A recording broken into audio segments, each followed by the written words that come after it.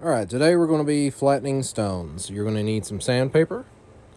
You're going to need your stones. These are Arkansas stones. These are the example I'm going to be giving, but I'll show you how to do it for Chinese stones if that's something you want to do. You're going to need at least 2 towels or rags, something to wipe stuff off with. There's going to be some water. A graphite pencil, has to be graphite. When you get to this, you need a plate of glass, a piece of stone, so like a stone cutting board. If you can't find anything like that that's perfectly flat, a good alternative is something like these manufactured surfaces or a countertop, something that's pretty flat. It'll be better than not doing anything and letting your stones not be even close to being flat. It also will save you doing a lot of work when you do find something flat. Alternatives to that are, glass out of like a picture frame. You can go to the dollar store, buy some really cheap picture frames, take the glass out of it, and it works just as well. It's just there to keep it flat. I'm going to do it on the table today, which is a manufactured surface, to show y'all it's possible so that you know for sure it's possible with glass, and then you'll kind of get an idea of how much better your results will be with glass. There's a few things you're going to need if you're going with water stones, and I'll show you those now. So if you're using Japanese water stones, you're going to need something similar to this. You're going to need a basin or something to put these stones in. I've gotten away with being able to use like a tea pitcher and be able to put them in there, but they do much better if they lay flat. There's some things you can do to the stones if they're dirty. Like you can see this one still has some oil and some dirt in it. This is one that I use for my tools, so I'm not really too concerned about it as long as it gets my shovels and machetes and stuff sharp. It was a cheap stone, and that's what I bought it for, was to be thrown out there.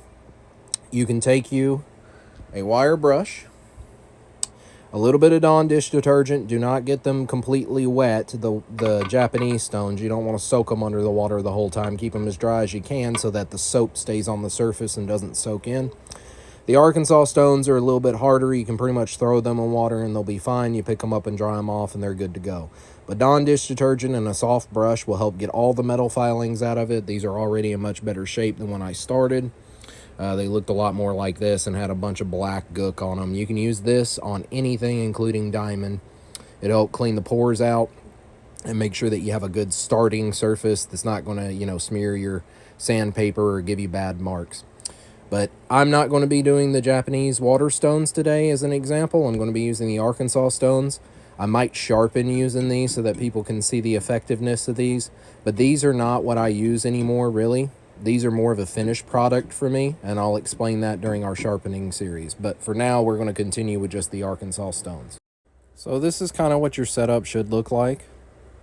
We have a rag down so that any water kind of stays where it's at. When you get closer to flat, you're going to want to remove this rag because you're actually going to be doing a lot less work and you want it as flat as possible. But when you're getting to the rough shape, this is not padded enough pushing down that it's really going to make much of a difference. But it'll help keep your slurry and everything off of there. Put some water in here. The Arkansas stones in here. That's to help keep it moist while we're flattening it. I'm going to go ahead and show you how we tell if our stone is flat or not. I'll have to swap views though. Alright, so we have our stone here, which is going to be hard to see on the course. It always is. So I'll show you over here what we're trying to do on kind of the finer side. What you're going to do is you're going to take your pen and we're going to hash this just like this. And what this is doing is it's creating a pattern for us to be able to see our high and low. And in the beginning, they don't have to be very tight because you're just trying to get a very basic idea, right? So I'm going to take it and I'm going to put it in there. You can see I have all my marks on there. Sorry if it's shaking, y'all. You want to do figure eights. You want to do circles. You can do 45, but try not to do 90. And just bring that in circles, just like that. And after you do that a few times, you can see that those are our low spots. So we still need to keep going, right?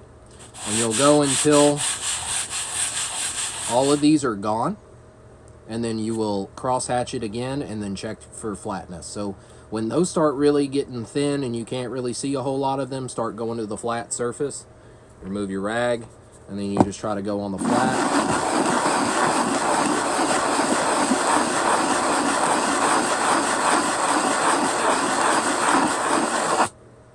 And you can see we're starting to work all those high spots down.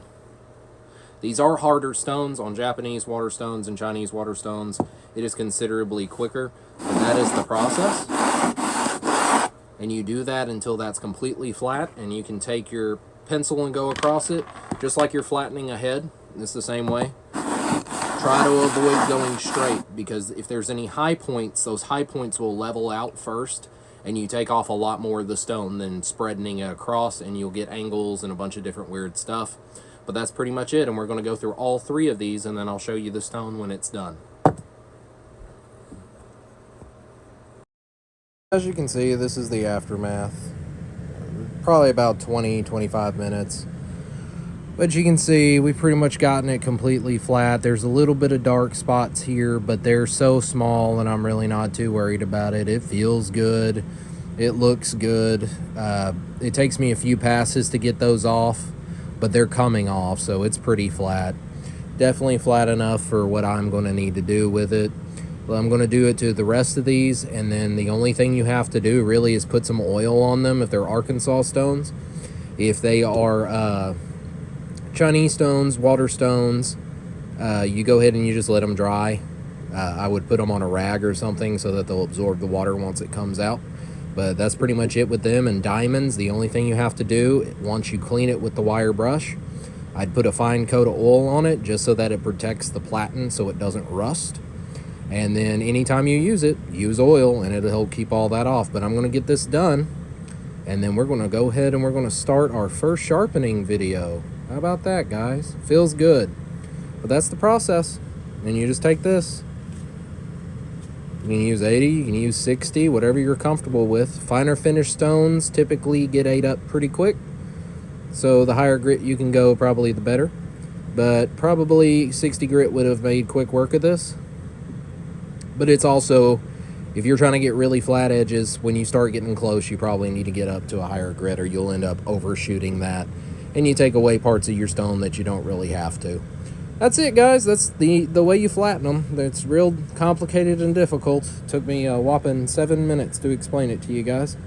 But that's it. The only way the process differs is you don't flatten diamond stones, and Chinese stones need water and probably need to be soaked in water before you do this so that the whole stone kind of grinds away instead of hitting dry spots. That's it, guys. Hope you guys enjoyed the videos, and we'll go ahead and we'll get to the sharpening video.